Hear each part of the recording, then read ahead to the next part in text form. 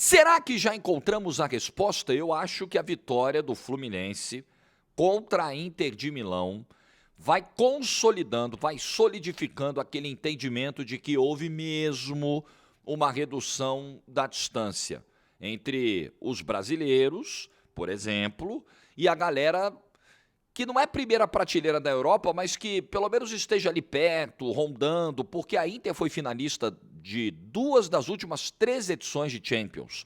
Então, se ela não é da primeira prateleira, da prateleira do Bayern, do Real Madrid, do City, por exemplo, que também foi eliminado ontem, ela tá por ali, ó, incomodando e tal. E o Fluminense, meu amigo, que partida fez o Fluminense? Que trabalho do Renato. Renato, o que é de Renato? E o que ele fez ontem, o Renato Gaúcho, é a prova de que aquele personagem cansativo, né, que o Renato incorpora, aquela imagem que ele vende, não é a imagem real. Ele não é esse treinador. Ele quer vender algo menor do que ele realmente é. Eu não entendo, mas cada um com seus personagens, né? Like no vídeo, se inscreve, ative o sininho, rumo a 380 mil inscritos. Coisa linda, não paramos de crescer. Falando em crescer, mas de outro jeito, já tomou sua creatina hoje, já abriu o armário, virou o mês. Viu como é que tá o estoque aí? Tem que renovar? Compra na Fit Forte, creatina, glutamina, whey protein, enfim, todos os suplementos para você que está treinando, para você que está adquirindo mais saúde, para você que quer melhorar seus resultados, tem tudo na Fit Forte. Empresa séria, a galera trabalha direitinho, vai entregar na sua casa embaladinho, bonito, 3 vezes sem juros você pode parcelar. Tem o meu cupom de desconto com 15% off, coloca lá o cupom Jorge Igor, Fit Forte, link no primeiro comentário do vídeo e também na descrição. Quero primeiro falar desse personagem, dessa personagem, né? Porque é no gênero feminino mesmo a palavra, do Renato Gaúcho. O Renato, ele sempre teve uma coisa meio boleirona, faz parte ali dessa persona, né? Desse CNPJ do Renato Gaúcho, né, de um cara boleirão, né, que fala a língua dos caras, que gosta de recuperar jogadores que dão como perdidos. E dentro dessa personagem tem uma coisa assim de se vender como não um anti-estudo, mas um treinador que coloca isso em segundo plano. E quem joga da maneira como o Fluminense jogou ontem, quem muda o sistema no meio de uma competição como essa, como o Renato mudou ontem, quem faz os seus jogadores se entregarem como o Renato conseguiu ontem, quem tira todos os espaços dos principais jogadores da Inter, como o Renato conseguiu fazer ontem, é muito estudioso. Claro, não estou vendendo aqui que o Renato da noite para o dia virou o Klopp, virou o Guardiola, em termos de estudo. Mas o Renato sempre, apesar de vender o contrário, e aí eu estou dizendo por já ouvir de pessoas do bastidor do futebol, o Renato sempre estudou seus adversários, o Renato sempre teve equipes de scout muito competentes, analistas de desempenho ao lado dele muito competentes, que sempre prepararam materiais detalhados, robustos e ajudaram o Renato na elaboração do plano de jogo. Sempre. Só que ele vende um negócio que eu acho que muitas vezes o afasta de postos maiores. Eu acho que, por exemplo, o Dorival Júnior assumiu a seleção brasileira, certo? O Dorival Júnior foi campeão de Libertadores. O Renato, recentemente, também foi campeão de uma Libertadores com o Grêmio, que jogava um belo futebol. O Renato, em discussões sérias sobre seleção brasileira, eu, pelo menos, nunca coloquei. Pela competência do Renato, eu acho que mais pela personagem, né? Eu acho que mais por isso, por esse combo, do que necessariamente por falta de capacidade de estar lá. Entendo que a seleção brasileira precisa de profissionais do topo, né? Acho que o Carlo Ancelotti, acho que os treinadores brasileiros, nós esgotamos as possibilidades, pelo menos agora, tentamos de tudo, treinador reativo, treinador ofensivo, treinador paizão, tentamos de tudo. O momento não era mesmo para o Renato, agora, 2025. Mas acho que em outros momentos, o nome dele poderia ser mais fortemente considerado, até mesmo dentro da CBF, e eu acho que essa figura, esse combo, midiático também do Renato Gaúcho atrapalhou. Eu acho que isso mais atrapalhou a carreira e a avaliação do próprio Renato do que ajudou. E eu confesso, muitas vezes isso poluiu a minha análise.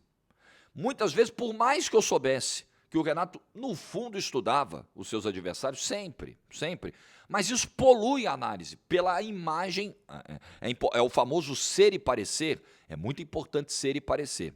E o Renato era uma coisa, sempre foi uma coisa, e ele queria parecer outra como técnico. Eu acho muito ruim, mas enfim, cada um faz a sua escolha. A maneira como a gente se comporta diante das câmeras faz parte daquilo que a gente quer ser como profissional, do recado que a gente quer transmitir, da imagem que a gente quer transmitir. E não tem como controlar, né? Se o outro quer transmitir uma imagem distorcida de si mesmo, o que a gente vai fazer? Cada um é responsável pela sua própria imagem. Vamos olhar os números aqui do jogo de ontem? O Fluminense ganhou o jogo com 32% de posse de bola, com 11 finalizações contra 16 da Internazionale de Milão. A Inter finalizou mais vezes no segundo tempo, quando ela vai ali pro abafa, para a pressão, mas no quesito chances claras, por exemplo, pelos critérios do Flash Score, 2 para cada lado. Baixa agora o Flash Score, a cobertura da Copa do Mundo de Clubes continua. Hoje tem um Real Madrid Juventus que é jogaço. E o Flash Score acompanha tudo. Placar ao vivo, classificações ao vivo, estatísticas em tempo real, para você monitorar os jogos, fazer a tua análise, a tua avaliação. Eu uso para o meu trabalho, você usa para a tua torcida. O Flash Score, baixe agora na lojinha de aplicativos ou então você pode baixar também direto no link que eu deixei na descrição do vídeo e me ajuda com isso, me dá uma moralzona com isso. Flash Score. Então o Fluminense ontem teve um plano de jogo, um plano tático executado com absoluta perfeição. E para isso você precisa de muita entrega. E você não pega qualquer jogador do Fluminense que tenha sido nota 5, nota 4 ontem. Todo mundo foi 6, 7 para cima. Todo mundo jogou na maior rotação possível. Todo mundo encarou a Inter e fez a Inter se desestabilizar várias vezes durante o jogo. Encarou, testa alta, peito estufado, de igual para igual. Ou então é o seguinte, vamos jogar. Talvez a gente tenha... O que é jogar de igual para igual? Ter exatamente 50% de posse de bola? Não é isso. Mas é conseguir encarar o adversário dentro de alguma proposta, né? Ou um pouco mais defensiva, um pouco mais reativa, ou super ofensiva, não importa. Dizer que o Fluminense não encarou a Inter, o Fluminense encarou a Inter. Thiago Silva, partidaça. Freitas, partidaça. Arias fazendo um grande mundial. Cano fazendo um gol logo cedo, importantíssimo. E por aí vai. E aí você pode... Fábio, de novo, cara. O que é o Fábio? O que é o Fábio? Que goleiro é o Fábio? Que coisa impressionante. A longevidade do Fábio, né? A capacidade de decidir, a frieza do Fábio. É uma coisa incrível. Nós estamos falando de um goleiro, fui até ver aqui para não errar, que vai fazer agora em setembro 45 anos de idade e jogando nesse nível. Claro, né? Os goleiros conseguem ter uma longevidade um pouco maior, mas, cara, absurdo o que o Fábio faz com a camisa do Fluminense, a trajetória do Fábio do Fluminense, a trajetória do Fábio no Cruzeiro. Sim, de novo o Fábio sendo decisivo numa tarde grande, numa noite grande do Fluminense. E o Fábio, enfim... eu sei que teve concorrência pesada em alguns momentos, mas, pô, a gente olha para a carreira do Fábio e fala, cara, esse cara não ter feito parte de ciclos de seleção brasileira, né, não ter convocações, talvez, ok, não fizesse parte de ciclos completos, mas o Fábio ser pouquíssimo citado, lembrado para um ambiente de seleção brasileira por tudo que ele fez na carreira, é uma loucura, né? É uma loucura, mas, enfim... Grande vitória do Fluminense. E aí, voltando àquela pergunta do início do vídeo, né? Na verdade, não foi nem no início desse vídeo, né? No início desse vídeo eu falei da resposta já, mas recapitulando para quem não viu a pergunta feita em dias atrás, anteriores, galera, estamos atrás, estamos quanto atrás, diminuir a distância em quanto, eu vou ficando com a sensação de que havia uma distância maior entre esse segundo bloco do futebol europeu e nós, e essa distância, ela parece ter diminuído. E eu acho que tem duas explicações aí que a gente vai precisar desenvolver melhor e que podem, né, determinar o que houve aí nessa mudança. Acho que houve uma melhora do nosso lado, sem dúvida, houve uma melhora, a Liga Brasileira melhorou, mais jogadores de bom nível pisam por aqui, nossos gramados melhoraram, e aí, evidentemente, você tem uma melhora nisso. Investimentos, acho que nem é o caso assim do Fluminense, né? O Fluminense tinha a menor folha entre todos os que se classificaram para as oitavas de final. O Fluminense não tem um investimento poderoso. O Fluminense não fatura hoje na casa de bilhão como o Flamengo e Palmeiras. O Fluminense não é uma SAF de um dono bilionário como é hoje o Botafogo, como é o Cruzeiro, por exemplo, né? Que está se acertando aos pouquinhos. Mas, de qualquer maneira, houve uma injeção de dinheiro maior no futebol brasileiro, eu acho que isso ajudou. O domínio na América do Sul não é por acaso. A gente ganhar Libertadores todo ano, desde 2019, só tem brasileiro ganhando. E várias dessas finais, somente brasileiras, como a última, por exemplo. Eu acho que isso mostra também, né, esse crescimento.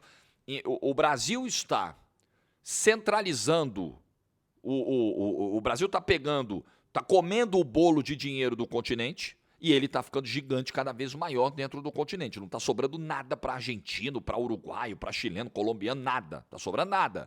Que o Brasil, o de cima sobe e o de baixo desce. É a musiquinha lá das meninas. Então, é o Brasil, quanto mais ganha, maior fica, mais poderoso fica e mais consegue encarar a galera de fora. É uma possibilidade. Parece que esse caminho está acontecendo. E o segundo fator, que não pode ser ignorado, que é parecido com esse aqui. O bolo lá também está ficando cada vez mais com a galerinha ali de cima. É Bayern, é Real Madrid, é Barcelona, é City, é PSG, é essa turma aí. E quanto mais essa turma ganha, quanto mais dinheiro essa turma tem, porque aí tem Catar, tem Emirados Árabes, tem não sei o quê, tem Arábia, os cambal, né? A Arábia chegou lá no Newcastle com força. Quanto mais essa galera vai concentrando dinheiro, mas a outra galera vai se descolando deles. A Inter de Milão, ela é descolada desse bloco. Ah, mas a Inter eliminou o Bayern e eliminou o Barcelona na última Champions. É verdade. Numa fórmula muito parecida com a do Fluminense de ontem. Com 3 zagueiros, com muita aplicação tática, com os jogadores se desdobrando, se superando, o cara que é nota 4,5 virando nota 7 nas mãos do Inzaghi, de um treinador competente. A Inter agora trocou de técnico, o trabalho está meio que recomeçando, alguns jogadores foram embora, né? O Lautaro, inclusive, ontem estava na bronca, né? Quem não quer aqui, que meta o pé e vai embora. Imagina o clima, imagina como esse 5-0 da final vai fazer eco por muito tempo dentro da Inter, né? E aí a eliminação de ontem é mais uma gotinha no barril aí, que tá prestes a estourar, né? Tá prestes a transbordar. Mas aí é a Inter que se vire para resolver isso aí. Então eu acho que existe esse movimento, sim.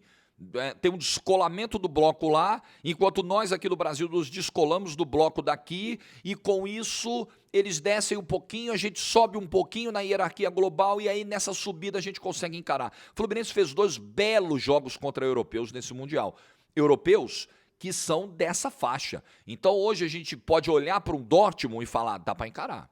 A gente pode olhar para uma Inter e falar, dá para encarar. A gente pode olhar para um Atlético de Madrid, falar, pô, é difícil, mas dá, hein? Dá pra fazer um jogo ali apertado, dá pra... Por que não? Dá. A gente pode olhar pra essa galera hoje e falar, tem jogo. Uma visão que a gente não tinha antes do início do Mundial.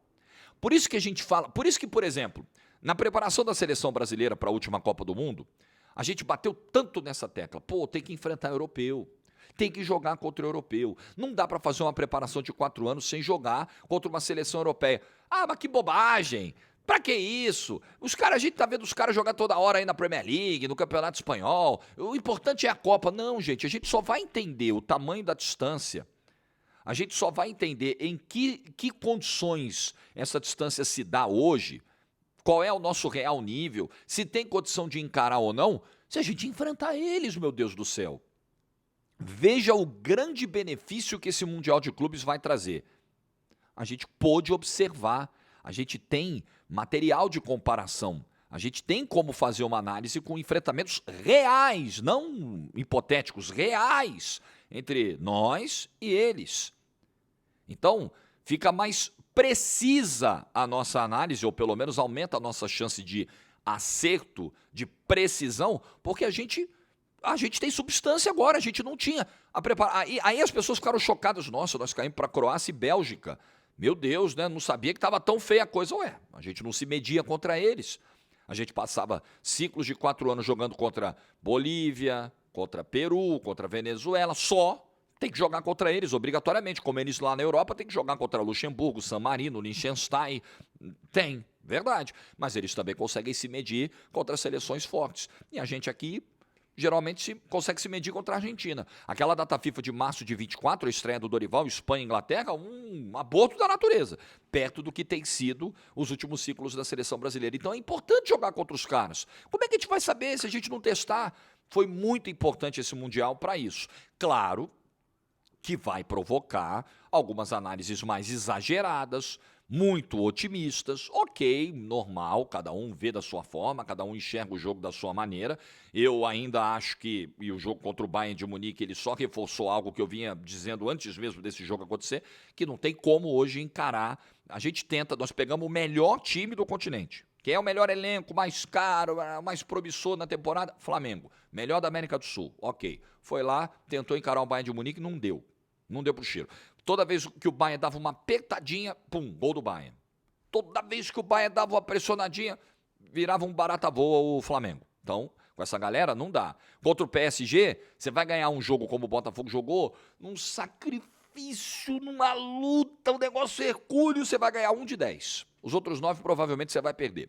Se entra a bola do Kvaratskhelia com 1 minuto de jogo, seria uma avalanche como foi contra a Inter Miami. Provavelmente. É ou não é? Provavelmente. Provavelmente. Então, com essa galera ainda não dá. Mas com a galera da Inter ali, opa, temos jogo. Como teremos um belo Fluminense e Al Hilal. Fluminense e Al Hilal, gente, o Al Hilal é um time de um investimento poderoso. Claro que seria pior pegar o City, claro. Meu Deus do céu. Não venham dizer o contrário. Tem uma imagem que está rodando hoje, de um torcedor do Fluminense e um torcedor do Palmeiras que estavam vendo o jogo lá, do City, se abraçaram, porque o City saiu do caminho deles, tipo assim, ufa, é uma dor de cabeça a menos. Claro que é, gente. É um dos times mais poderosos do mundo, tem o melhor treinador do mundo. Porra, é o óbvio. Então, mas Fluminense e Al Hilal tem jogo, tem jogo. O Al Hilal não é o City, mas tem muito dinheiro, um investimento pesado. O treinador que botou a Inter de Milão em 2 finais de Champions nos últimos 3 anos, vários jogadores sul-americanos, jogador brasileiro decidindo, time chato. Outro dia ganhou do Flamengo, num Mundial, num Intercontinental. Então, é pedreira para o Fluminense. É um adversário também. Quando que você ia imaginar que um Al Hilal ia eliminar o Manchester City no Mundial? E do jeito que foi, tá? E do jeito que foi. Quando não foi o Al Hilal entrincheirado jogando por uma bola, não. Ganhando no famoso gol cagado, não. Como não foi o Al Hilal medroso contra o Real Madrid na primeira rodada e deveria ter ganhado o jogo. Foi pra cima do Real Madrid e ele vem pra cima do Fluminense. Vai ser um jogo duro. Quando que a gente imaginaria um negócio desse? Quando que a gente imaginaria o Al Hilal tirando um time brasileiro no Mundial de Clubes? É grana. Grana eles têm mais que o Fluminense, como a Inter de Milão também tem, mas o Fluminense teve coração, teve trabalho, teve estratégia e teve, acima de tudo, coração, entrega para ganhar de um time que gasta mais do que ele, que é superior. É a prova de que as distâncias encurtam com estudo e com aplicação. Por isso que o futebol é esse esporte incrível e maravilhoso. O que você pensa? Já tem a sua ideia formada ou ainda está procurando as respostas? Deixa aí nos comentários, abra o seu coração nessa terça-feira. Parabéns ao Tricolor, a todo torcedor, torcedora Tricolor, por essa classificação linda, muito bonita do Fluminense contra a Internacional. Contra a atual, tomou 5-0, a atual vice-campeã da Liga dos Campeões da Europa. Não é pouca coisa o que o Fluminense eliminou ontem, não. Like no vídeo se você ficou até o final. Boa terça-feira, espero que o seu almoço tenha sido maravilhoso. Juízo e tchau!